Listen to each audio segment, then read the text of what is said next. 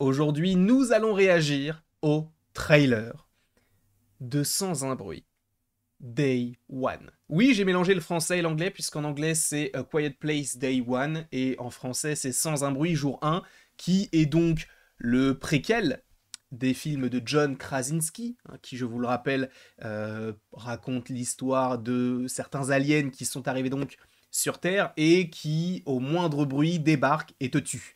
D'où le fait que le film s'appelle Sans un bruit. Dans ce préquel, je crois qu'on devrait retrouver Jim Anunsu, Lupita Nyong'o ou encore Joseph Quinn, trois acteurs qui par ailleurs ont joué respectivement dans Les Gardiens de la Galaxie, Black Panther et les 4 Fantastiques un petit peu plus tard, puisque je vous rappelle que Joseph Quinn, c'est lui qui va jouer la Torche Humaine. Quoi qu'il en soit, on va donc regarder le trailer qui vient de sortir. On va devoir le regarder en VO. C'est comme ça, écoutez, je n'y peux rien. D'accord. Et moi, c'est un film que j'attends quand même pas mal parce que je m'intéresse de plus en plus à ce lore et je trouve qu'il y a beaucoup de choses à raconter.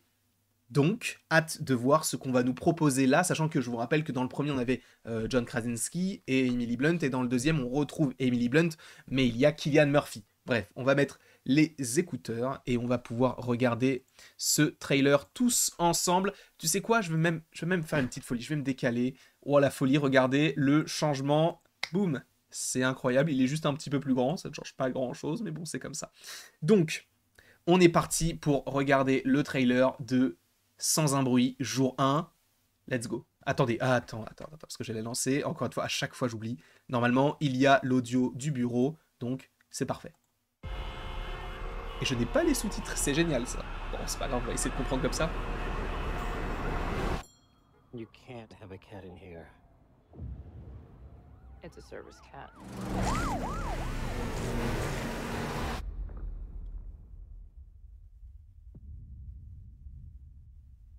Je vous avoue, j'ai eu un peu peur parce que j'avais l'impression que c'était le même trailer que le premier.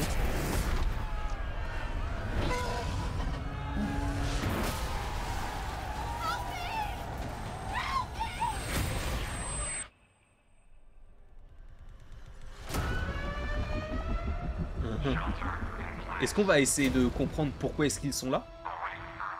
Joseph Quinn. We can help each other. We have to get out of the city.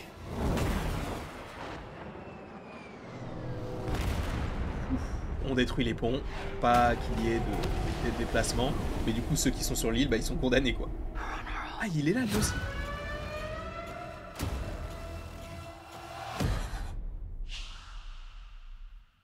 Jim Anunsu en plus il est dans le deuxième je crois.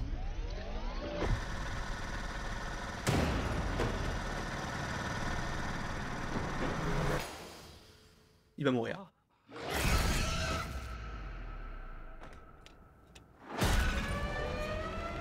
Très bien. If we stay here, we die. I have a plan. It's the end of days. No more people. No more New York. No more nothing. Est-ce qu'on va voir la grosse tête d'un monstre?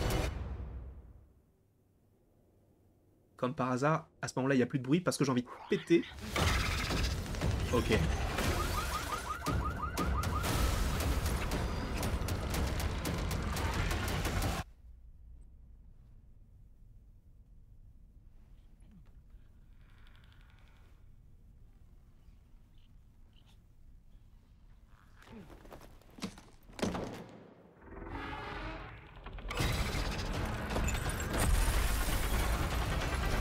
Ça, c'était une image qu'on avait vue à la fin.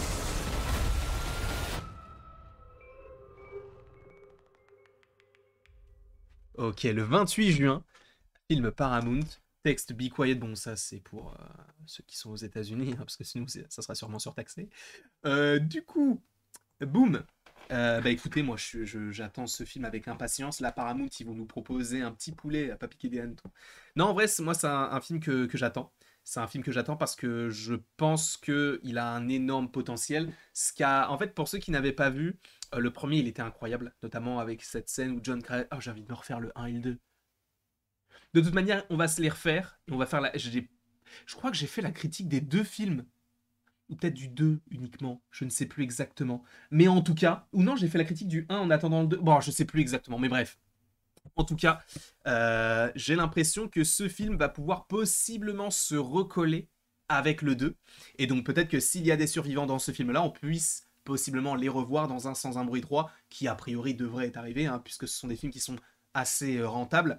Là, du coup, John Krasinski n'est plus à la réalisation, donc c'est aussi une autre manière de faire. Alors John Krasinski, pour rappel, là, il était sur If, qui est tout autre chose, hein. D'un côté, on a des monstres, et si tu fais du bruit, tu meurs. De l'autre, on a des amis imaginaires. C'est totalement différent.